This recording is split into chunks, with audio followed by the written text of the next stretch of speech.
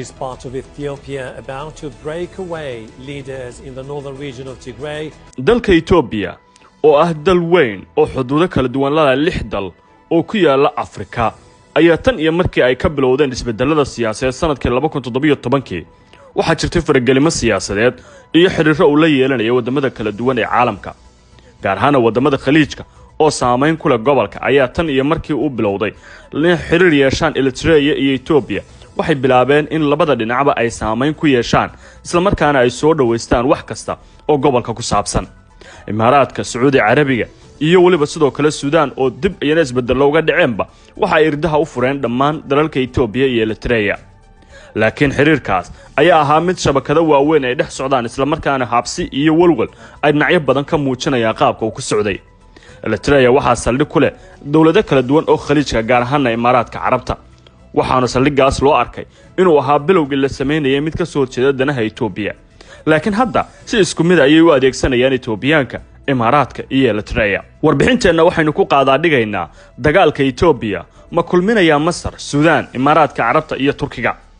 saacado markii jamhadda TPLF ee qaybta ka Ethiopia lana dagaalantay ciidanka dalkaas ay ku dhawaaqdeen madaafiic ku weerartay gudaha dalka Eritrea waxa banaanka u soo baxay warka sheegaya in dawladda Imaaraadka Carabtu ay qayb ka noqotay dagaalka culus ee aaga waqooyi ee dalka Ethiopia ka socda inkastoo warkaasi ay beenisay Addis Ababa falanqeeyaasha iyo dadka la socda arrimaha siyaasadda Ethiopia iyo dagaalada cusub ee hadda taagan waxay rumaysan yihiin dagaalkan ay kooxda TPLF aad u doonayso inay isugu rogo xilli hore mid saameyn baan ku yeeshay gabi ahaanba gacanka cadmeed badda cas iyo Afrikada bari oo dhan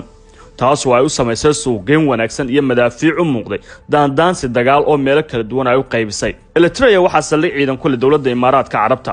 waxaana heshiiska labada dal ee ka jiraan u dhigayaa in ciidamada Imaaraadku taageero military iyo qayb ka noqon karaan howlgal kasta oo dibadda Eritrea laga soo qaado shaki badan ma saarna in duulimaadyo diyaareed oo ah nooca droniska ay hawada ka saacideen ciidanka Ethiopia sida ay cadeynayaan xogaha laga helayo deegaanada Shiraaro Aksum iyo waliba Alamta oo dhamaantood hadda gacanta ciidanka Ethiopia ku jira maalin markii uu soo baxay khabarka in diyaaradaha Imaaraadku duqeyn geysteen ra'iisul wasaare ku-xigeenka Ethiopia ahna wasiirka arrimaha dibadda ayaa kulan gaar ah la yeeshay ergeyga gaarka ee dawladda Turkiga u joogay dalka Ethiopia Turkiga oo cadaawad xoogan kala dhaxaysa Imaaraadka iyo Masar ayaa fursad weyn u arki kara dagaalka gobolka Tigray waxaana bartilmaameedku ay tahay in qayb ka noqon karaan si damacaas meesha looga saaro ayay Addis Ababa xiriir wanaagsan oo hore uga dhixeeyay Ankara ay bilowday in si xoojiso waqtigan Addis Ababa waxay baahi weyn u qabtaa hub fara badan in xilligan ka hesho dalalka caalamka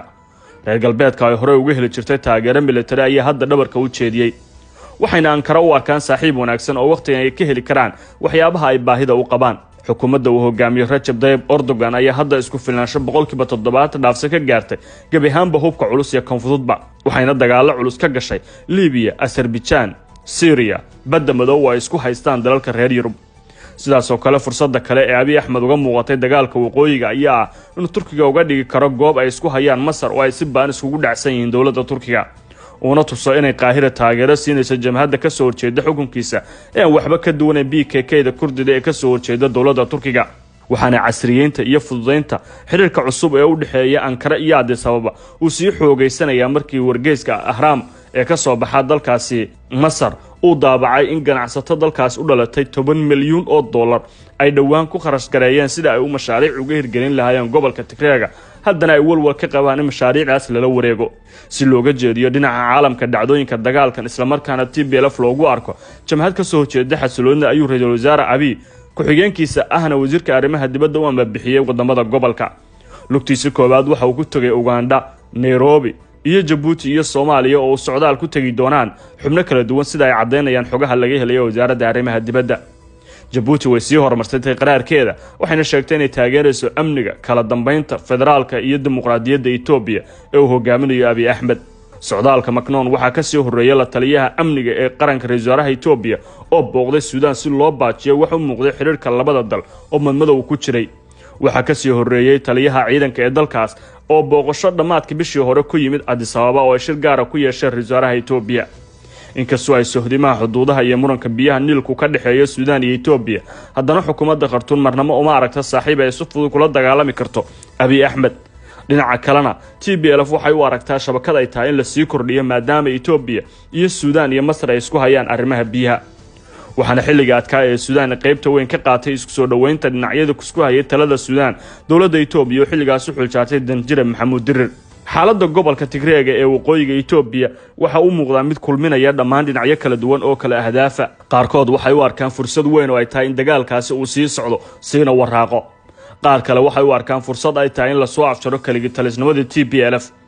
qaarna waxay aaminsan yihiin danahooda ka dhex arkaan oo ay tahay in lamada dhinacba ay joogitaan ku yeeshaan gabi ahaanba gobolka dadka falanqeeya siyaasaddu waxay rumaysan yihiin in Abiy Ahmed hadda uu wajahayo kala maaraynta dhinacyo kala siyaasadda isla markaana dagaalka gobolkiisa indhaha ku wada haya